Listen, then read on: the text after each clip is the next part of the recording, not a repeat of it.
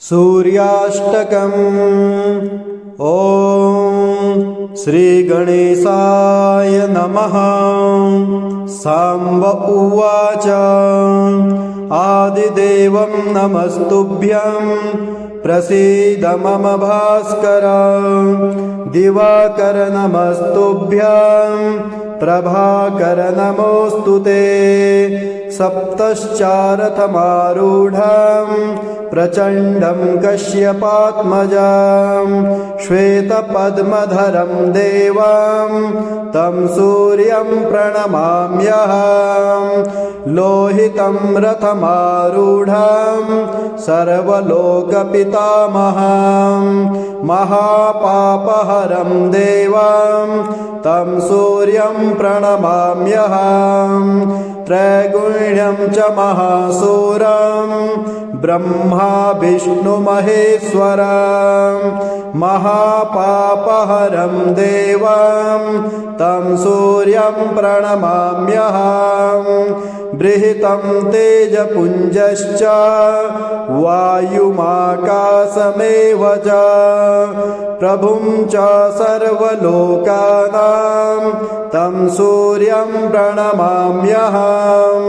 बन्धूकपुष्पसङ्काशं हाराकुण्डलभूषितं एकचक्रधरं देवं तं सूर्यं प्रणमाम्यहं।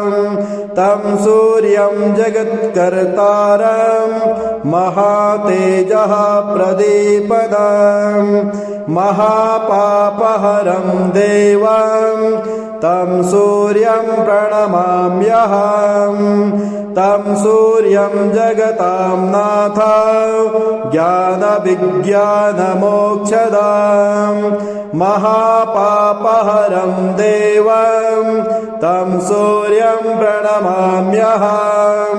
सूर्याष्टकं पठे नित्यं ग्रहपीडाप्रणाशनम्। अपुत्रो लभते पुत्रं दरिद्रो धनवान् भवेत्। आयुषं मधुपानं च यः करोति रविर्दिने। सप्तजन्म भवेद्रोगे प्रतिजन्मं दरिद्रता। स्त्रीतैलमधुमासानि यस्त्यजेतु रविर्दिने। न व्याधि शोकदारिद्र्यं तं सूर्यलोकं स गच्छति। इति श्रीसूर्याष्टकं सम्पूर्णम्। सूर्याष्टकम्। ॐ श्रीगणेशाय नमः। साम्ब उवाच आदिदेवं नमस्तुभ्यं प्रसीद मम भास्कर। दिवाकर नमस्तुभ्यं प्रभाकर नमोऽस्तुते। सप्तश्चारथमारूढं प्रचण्डं कश्यपात्मजं श्वेतपद्मधरं देवं तं सूर्यं प्रणमाम्यहं। लोहितं रथमारूढं सर्वलोकपितामहं महापापहरं देवं तं सूर्यं प्रणमाम्यहं। त्रैगुण्यं च महासूरं ब्रह्मा विष्णुमहेश्वरं महापापहरं देवं तं सूर्यं प्रणमाम्यहं। बृहतं तेजपुञ्जश्च वायुमाकाशमेव च प्रभुं च सर्वलोकानां तं सूर्यं प्रणमाम्यहं। बन्धूकपुष्पसङ्काशं हाराकुण्डलभूषितं एकचक्रधरं देवं तं सूर्यं प्रणमाम्यहं।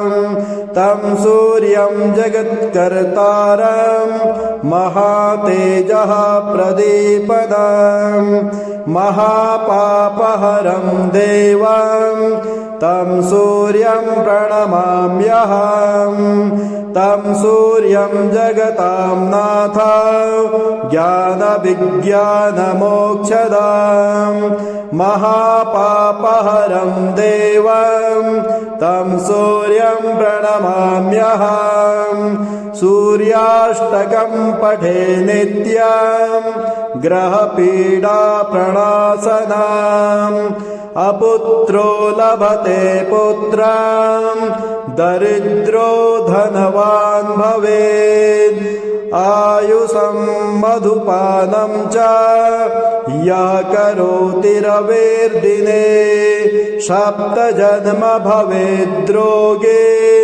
प्रतिजन्मं दरिद्रता स्त्रीतैलमधुमासानि यस्त्यजेतु रविर्दिने न व्याधि शोकदारिद्र्यं तं सूर्यलोकं स गच्छति इति श्रीसूर्याष्टकं सम्पूर्णम्। सूर्याष्टकम्। ॐ श्रीगणेशाय नमः।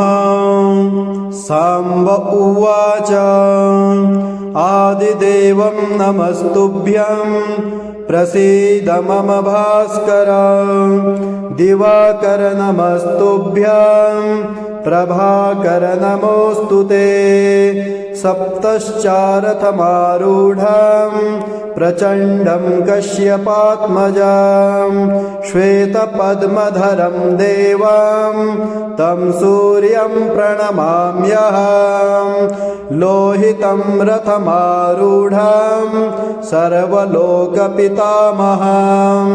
महापापहरं देवं तं सूर्यं प्रणमाम्यहम् त्रैगुण्यं च महासूरं ब्रह्मा विष्णुमहेश्वरं महापापहरं देवं तं सूर्यं प्रणमाम्यहम् बृहतं तेजपुञ्जश्च वायुमाकाशमेव च प्रभुं च सर्वलोकानां